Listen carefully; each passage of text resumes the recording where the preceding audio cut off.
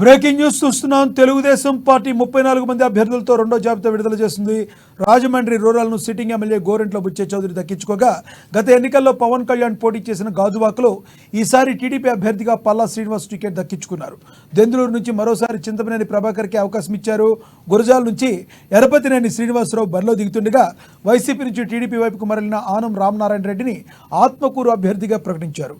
ఇక ప్రకాశం జిల్లాలో గత కొంతకాలంగా కాంగ్రెస్కు, ఆ తర్వాత వైసీపీకి కంచుకోటగా మారిన కందుకూరు నియోజకవర్గం నుంచి ఇంటూరి నాగేశ్వరరావు ఎన్నికల ఆరంగేట్రం చేస్తున్నారు. మంత్రి పెద్దిరెడ్డి ప్రాతినిధ్యం వహిస్తున్న పొంగనూరు నియోజకవర్గంలో టీడీపీ అభ్యర్థిగా చల్లా రామచంద్రారెడ్డి టికెట్ దక్కించుకున్నారు. రెండో జాబితాలో 34 మంది పేర్లను ప్రకటించగా, అందులో 27 మంది పురుషులు, 7 మహిళలు ఉన్నారు. అందులో 10వ తరగతి అంతకంటే తక్కువ చదివిన వాళ్ళు 5 ఉన్నారు. ఒకరు పీహెచ్డీ, 11 మంది పీజీ, 9 మంది గ్రాడ్యుయేషన్, 8 మంది ఇంటర్ చదివిన వారు ఉన్నారు.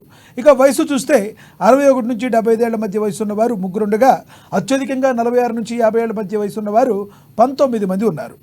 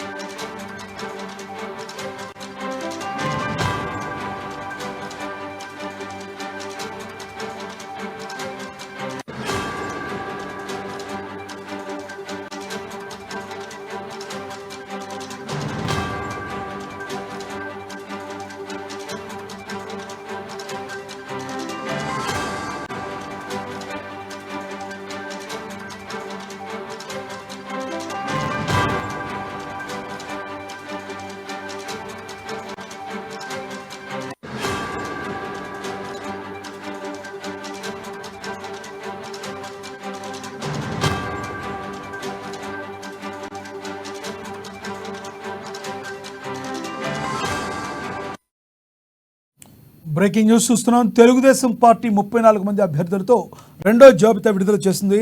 రాజమండ్రి రూరల్ను సిట్టింగ్ ఎమ్మెల్యే గోరంట్ల బుచ్చే చౌదరి దక్కించుకోగా, గత ఎన్నికల్లో పవన్ కళ్యాణ్ పోటీ చేసిన గాజువాకలో ఈసారి టీడీపీ అభ్యర్థిగా పల్లా శ్రీనివాసరావు టికెట్ దక్కించుకున్నారు. దెందులూరు నుంచి మరోసారి చింతమనేని ప్రభాకర్కి అవకాశం ఇచ్చారు. గురజాల నుంచి ఎరపతినేని శ్రీనివాసరావు బరిలోకి దిగుతుండగా, వైసీపీ నుంచి టీడీపీ వైపు మరలిన ఆనం రామనారాయణ రెడ్డిని ఆత్మకూరు అభ్యర్థిగా ప్రకటించారు. ఇక ప్రకాశం జిల్లాలో గత కొంతకాలంగా కాంగ్రెస్కు, ఆ తర్వాత వైసీపీకి కంచుకోటగా మారిన కందుకూరు నియోజకవర్గం నుంచి ఇంటూరి నాగేశ్వరరావు ఎన్నికల ఆరంగేట్రం చేస్తున్నారు. మంత్రి పెద్దిరెడ్డి ప్రాతినిధ్యం వహిస్తున్న పొంగనూరు నియోజకవర్గంలో టీడీపీ అభ్యర్థిగా చల్లా రామచంద్రారెడ్డి టికెట్ దక్కించుకున్నారు. రెండో జాబితాలో 34 మంది పేర్లను ప్రకటించగా, అందులో 27 మంది పురుషులు, 7 మహిళలు ఉన్నారు. అందులో 10వ తరగతి అంతకంటే తక్కువ చదివిన వాళ్ళు 5 ఉన్నారు. ఒకరు పీహెచ్డీ చేశారు. 11 మంది పీజీ, 9 మంది గ్రాడ్యుయేషన్, 8 మంది ఇంటర్ చదివిన వారు ఉన్నారు. ఇక వయసును చూస్తే 61 నుంచి 75 ఏళ్ల మధ్య వయసు ఉన్నవారు 3 ఉండగా, అత్యధికంగా 46 నుంచి 50 ఏళ్ల మధ్య వయసు ఉన్నవారు 19 మంది ఉన్నారు.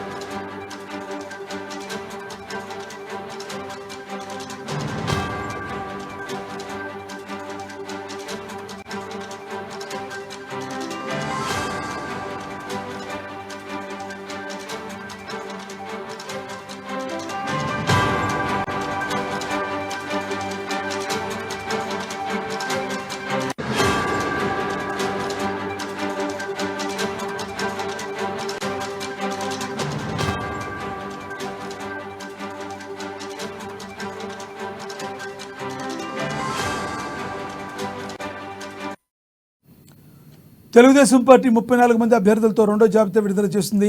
రాజమండ్రి రూరల్ను సిట్టింగ్ ఎమ్మెల్యే గోరంట్ల బుచ్చే చౌదరి దక్కించుకోగా, గత ఎన్నికల్లో పవన్ కళ్యాణ్ పోటీ చేసిన గాజువాకలో ఈసారి టీడీపీ అభ్యర్థి పల్లా శ్రీనివాసరావు టికెట్ దక్కించుకున్నారు.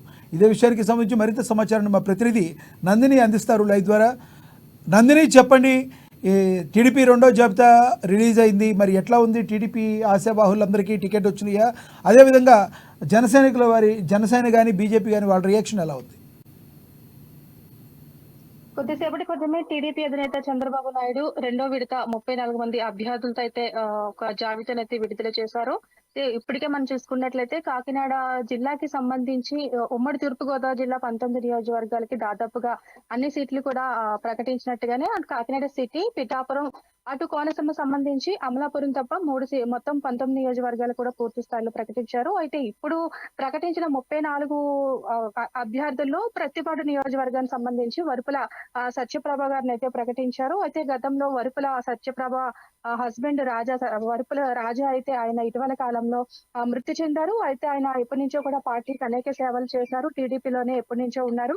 అయితే టీడీపీ ఇన్ఛార్జ్ గా కూడా కొనసాగారు. ఇటీవల కాలంలో ఆయన చనిపోయిన తర్వాత ప్రతిభ టీడీపీ ఇన్ఛార్జ్ గా అయితే ఆయన సతీమణి ఎవరైతే ఉన్నారో వరుపుల సత్యప్రభకి ఇచ్చారు. అయితే ఇప్పుడు టీడీపీ నుంచి అయితే అక్కడ జనసేన నుంచి కూడా ఎవరు ఆశావాహులు లేరు. ముందు నుంచి కూడా టీడీపీ కంచుకోట ఉంది కాబట్టి ప్రతిపాడికి సంబంధించి వరుపుల సత్యప్రభను అయితే ప్రకటించారు. అలాగే మనం చూసుకున్నట్లయితే రామచంద్రపురం ముఖ్యంగా చూసుకోవాలంటే రామచంద్రపురం ముందు నుంచి కూడా అసలు మొదటి జాబితాలో జనసేన ప్రకటించిన 5 సీట్లలో కూడా రామచంద్రపురం జనసేన ఉంటుందని ఆశావాహులు అయితే ఎదురు చూశారు. ఎందుకంటే రామచంద్రపురం అన్నది వారు వన్ సైడ్ గా జనసేన అనుకుని ఎప్పటి నుంచో కూడా జనసేన నేతలంతా కూడా ఎదురు చూశారు. అక్కడ ఎవరైతే ఉన్నారో పొలిశెట్టి చంద్రశేఖర్ కూడా ముందు నుంచి కూడా జనసేనకి ఇస్తారని వాళ్ళంతా కూడా ప్రచారంలో తిరిగారు. చాలా డబ్బు కూడా ఖర్చు పెట్టారు. ప్రచారంలో కూడా కొనసాగుతూ ఉండేవారు. అయితే రామచంద్రపురం జనసేనకి ఇస్తారు అనుకున్నారు, 100% కన్ఫర్మ్ అయిపోయింది అనుకున్నారు. కానీ లాస్ట్ మూమెంట్ లో మాత్రము ఈ రోజు రెండో జాబితా ఏదైతే ఉందో రెండో జాబితాలో రామచంద్రపురము ఆ బీసీ క్యాండిడేట్ ఇవ్వడంతో అంటే వాసంశెట్టి సుభాష్ అని అతను స్థానికేతుడు. అంటే ఆయన అమలాపురంలో ఉంటారు. కాకపోతే ఆయనకి రామచంద్రపురం సీట్ అయితే ఇచ్చారు. ఇప్పటికే అక్కడ ఉన్న జనసేన నాయకులు అప్పుడు టీడీపీ వాళ్ళు కూడా వ్యతిరేకిస్తున్నారు. రామచంద్రపురం ఇన్ఛార్జ్ గా ఉన్న ఎవరైతే ఉన్నారో రెడ్డి సుబ్రహ్మణ్యానికి ఎట్టి పరిస్థితుల్లో సీట్ ఇవ్వకూడదన్నారు. అధిష్టానం దృష్టి కూడా గతంలో కూడా అక్కడ ఉన్న కీలక నేతలంతా కూడా అధిష్టానం దృష్టి కూడా తీసుకెళ్లారు. అయితే ఆ నేపథ్యంలోనే అతన్ని పక్కన పెట్టారు. ప్రస్తుతం అయితే ఆయన ఇన్ఛార్జ్ గా ఉన్నప్పటికీ అక్కడైతే అభ్యర్థిగా అయితే బీసీ క్యాండిడేట్ ఎవరైతే ఉన్నారో వాసంశెట్టి సుభాష్ అయితే ప్రకటించారు.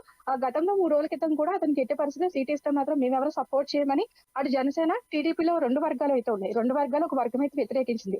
అయినప్పటికీ కూడా ఐవీఆర్ సర్వే ప్రకారం మనం చూసుకున్నట్టయితే రామచంద్రపురం అయితే టీసీ క్యాండిడేట్ వాసంశెట్టి సుభాష్ కి అయితే ఇచ్చారు. కొద్దిసేపటి క్రితం అక్కడ ఆందోళన జనసేన అంతా కూడా ఆందోళన మొదలెట్టింది. ఎందుకంటే ఎప్పటి నుంచి రామచంద్రపురాన్ని మేమంతా కూడా కాపులకి ఇస్తారు, జనసేనకి ఇస్తారని ఎప్పటి నుంచో కూడా ఇక్కడ ఉన్నాము, అంతా కూడా సేవ చేసుకుంటున్నాము, మేము చాలా డబ్బులు కూడా ఖర్చు పెట్టి ప్రజల్లో తిరుగుతున్నాము, మాకు మంచి బలం ఉంది, ఆర్థిక బలం ఉంది, అన్ని విధాలుగా కూడా ఇక్కడ సపోర్ట్ ఉన్నప్పటికీ జనసేనకి ఎందుకు ఇవ్వలేదని చెప్పి కూడా ప్రశ్నిస్తారు. కొద్దిసేపటి క్రితమే ఇక్కడ ఆందోళన కూడా వ్యక్తం అవుతుంది. అదే తర్వాత మనం చూసుకున్నట్లయితే ఇటు రాజమండ్రి రూరల్ ఇప్పుడు కూడా టీడీపీ కంచుకోట ఉంది. బుచ్చయ్య చౌదరి ఎప్పటి నుంచో కూడా సీనియర్ నాయకుడు. ఆయన 3 దశలుగా కూడా ఎమ్మెల్యే కూడా గెలుపొందారు. ప్రెసెంట్ సిట్టింగ్ ఎమ్మెల్యే కూడా రాజమండ్రి రూరల్ కి సంబంధించి ఆయన ఉన్నారు. అయితే గతంలో పవన్ కళ్యాణ్ ఇటీవల కాలంలో రాజమండ్రి ఒక కార్యక్రమానికి వచ్చినప్పుడు ఆ కందిలి దుర్గేష్ కి అక్కడ జనసేనకి అనౌన్స్మెంట్ చేయడంతో చాలా రాదంతం కూడా జరిగింది, గొడవలు జరిగాయి, ఒకరికొకరు కూడా కొట్టుకునే స్థాయి కూడా వచ్చింది. అయితే వాళ్ళిద్దరిని కూడా పిలిచి ఎవరైతే కందిలి దుర్గేష్ ఉన్నారో అలాగే బుచ్చయ్య చౌదరి ఉన్నారో వాళ్ళిద్దరిని కూడా ఇటీవల కాలంలో రెండో అధినాయకులు కూడా పిలిచారు, మాట్లాడారు. అయితే ఇప్పుడు గోరెంట్ల బుచ్చయ్య చౌదరికి రెండో విడతలో అయితే కాకినాడ రాజమండ్రి రూరల్ కి అయితే సీట్ అనౌన్స్మెంట్ చేశారు. అయితే కందుల దుర్గేష్ కి వెస్ట్ గోదావరి పక్కనున్న జిల్లాలో అయితే ఆయనకు నియోజకవర్గాన్ని కూడా నిడదవోలు ఇచ్చినట్టుగా కూడా సమాచారం ఉంది. ఇప్పుడు కూడా మనం చూసుకున్నట్టయితే నిడదవోలులో ఆయన ప్రయాణం కొనసాగించారు, ప్రజల్లో కూడా వెళ్తున్నారు. మొత్తంగా చూసుకున్నట్లయితే కాకినాడ జిల్లాకు సంబంధించిన కాకినాడ సిటీ, పిఠాపురం అంటే పిఠాపురం నుంచి పవన్ కళ్యాణ్ పోటీ చేస్తారని వస్తున్న వాస్తవాల నేపథ్యంలో ఇంకా ప్రస్తుతానికైతే పిఠాపురం నుంచి అయితే ఎవరిని కూడా అనౌన్స్మెంట్ చేయలేదు. పక్కన వర్మ కూడా వ్యతిరేకంగా ఉన్నాడు, మరో పక్క జనసేన కూడా వ్యతిరేకంగా ఉంది. జనసేనకి ఎవరికి ఇచ్చినా కూడా మేము సపోర్ట్ చేస్తాం, వర్మకి ఇస్తా సపోర్ట్ చేయమని జనసేన చెప్తుంది. మరో పక్క వర్మ జనసేనకి ఎవరికి ఇచ్చినా కూడా నేను సపోర్ట్ చేయను, పవన్ కళ్యాణ్ నిలబడినా కూడా నేనైతే సపోర్ట్ చేయను అని చెప్పేసి ఆయన ముఖాముఖి చెప్తున్నారు. ఎందుకంటే డైరెక్ట్ గా నేను ఇండిపెండెంట్ గా పోటీ చేస్తాను, నేను డబ్బులు ఖర్చు పెట్టుకుంటే ప్రజల ఆదరణ ఉంది, 2019 నుంచి కూడా నేను ప్రజల్లో ఉన్నాను, నాకు అధికారం లేకపోయినా సరే ప్రజల్లో ఉన్నాను, ప్రతి సమస్యను కూడా నేను ప్రజల సమస్యపై నేను ఫైట్ చేశాను కాబట్టి ఖచ్చితంగా ప్రజల ఆదరణ నాకుంది. అందుని అయితే చెప్పండి, మనకి బ్రేకింగ్ న్యూస్ కూడా తెలుస్తుంది. జనసేన చీఫ్ పవన్ కళ్యాణ్ పోటీ మీద సందిగ్ధం కూడా వీడింది. పిఠాపురం నుంచి తాను పోటీ చేస్తున్నట్టుగా పవన్ కళ్యాణ్ ప్రకటించినట్లుగా కూడా తెలుస్తుంది. మరి రానున్న రోజుల్లో వర్మని టీడీపీ పార్టీ ఏమైనా కంట్రోల్ చేయగలుగుతుందా? ఖచ్చితంగా ఇప్పటికే వర్మ అయితే గత 4 రోజుల నుంచి దీనిపై నిరాదరణ కూడా చేస్తున్నారు. ఎట్టి పరిస్థితుల్లో కూడా నాకు తప్ప సీట్ ఎవరికి ఇచ్చినా కూడా నేను అక్కడ సపోర్ట్ చేయను, అవసరమైతే నేను రెబల్ గా వెళ్తాను ముందుకని చెప్తున్నారు. కానీ పవన్ కళ్యాణ్ మాత్రం అక్కడ పోటీ చేస్తే అటు జనసేన కావచ్చు, ఇక్కడ వర్మ కూడా మాట్లాడితే మాత్రం ఖచ్చితంగా వర్మ కూడా సపోర్ట్ చేసే అవకాశాలు అయితే ఉన్నాయి. ఇప్పటికే సర్వే ఏదైతే పవన్ కళ్యాణ్ తన సొంత సర్వేలతో పాటు ఐవీఆర్ సర్వేతో పాటు పిఠాపురం సంబంధించి పవన్ కళ్యాణ్ నిలబడితేనే ఖచ్చితంగా అక్కడ బాగుంటుంది, కాపు ఓట్లు కూడా పడే అవకాశాలు ఎక్కువ ఉన్నాయి. అంటే కాపు కాపు కంచుకోటగా పిఠాపురం ఉంది కాబట్టి 92,000 పైచీలకు అయితే కాపు ఓట్లు ఉన్నాయి కాబట్టి ఖచ్చితంగా పవన్ కళ్యాణ్ రావాలి, పవన్ కళ్యాణ్ నిలబడాలని స్థానికులు కోరుకుంటున్నారు. అలాగే అక్కడ ఉన్న కార్యకర్తలు కూడా సపోర్ట్ చేయడానికి అయితే ముందున్నారు చెప్పొచ్చు. మొత్తానికి కాకినాడ సిటీ, పిఠాపురం ఈ 2 నియోజకవర్గాలు, ఇటు కోనసీమ చూసుకుంటే అమలాపురం, ఈ 3 నియోజకవర్గాలకు సంబంధించి ఇంకా 3వ విడత ఏమైనా అనౌన్స్మెంట్ చేసే అవకాశం అయితే ఉంది. ప్రస్తుతానికి 34 ఏదైతే చంద్రబాబు ప్రకటించిన 34 సీట్లో 7 మీరు అన్నట్లు మహిళలు కూడా ప్రాధాన్యత ఇచ్చారని చెప్పాలి. అందులో ప్రతిపాడు నియోజకవర్గం ఇన్ఛార్జ్ ఎవరైతే ఉన్నారో వలుపుర సత్యప్రభ కూడా ఇచ్చారు. అలాగే రంపచోడవరం అయితే ముందుగా ఉన్న టీడీపీ ఎవరైతే ఉన్నారో నాగుల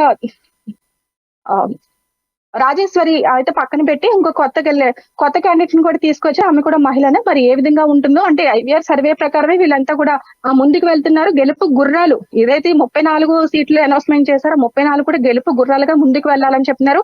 అది ఇదే ఈ రోజు కూడా లోక్సభకు సంబంధించి కూడా పార్లమెంట్ లో కూడా సీట్ అనౌన్స్ చేయాల్సి ఉన్నప్పటికీ కూడా మరి ఎందుకు అయితే ఓన్లీ అసెంబ్లీ మాత్రమే అనౌన్స్మెంట్ చేశారు అంటే ఇంకా బీజేపీతో ఇంకా మంతనాలు జరుగుతున్నాయి కాబట్టి అక్కడక్కడ ఎవరన్నది కూడా క్లారిటీ రాలేదు కాబట్టి ఆ లోక్సభ మీద కూడా బీజేపీ ఎక్కువ ఫోకస్ చూపిస్తుంది కాబట్టి పార్లమెంట్ సంబంధించి ఇద్దరు కూర్చున్న తర్వాత ఫైనలైజ్ చేసిన తర్వాత అనౌన్స్మెంట్ చేసే అవకాశాలు అయితే ఎక్కువగా కనిపిస్తున్నాయి. మొత్తానికి ఏదైతే మొదటి జాబితా, రెండో జాబితా ఇంకా 16 నియోజకవర్గాలకు సంబంధించి టీడీపీకి ఇంకా ప్రకటించే అవసరం అయితే ఉంది. మరి వచ్చే 3వ జాబితాలో కూడా 16 సీట్లు కూడా అనౌన్స్మెంట్ చేస్తారు. ఇప్పటికే ఏదైతే ఈ సీట్ అనౌన్స్మెంట్ ఉందో దానికి సంబంధించి ఆశావాహాలు అనొచ్చు, అసమ్మతులు కూడా జ్వాలలు అయితే రగులుతున్నాయి అని చెప్పొచ్చు.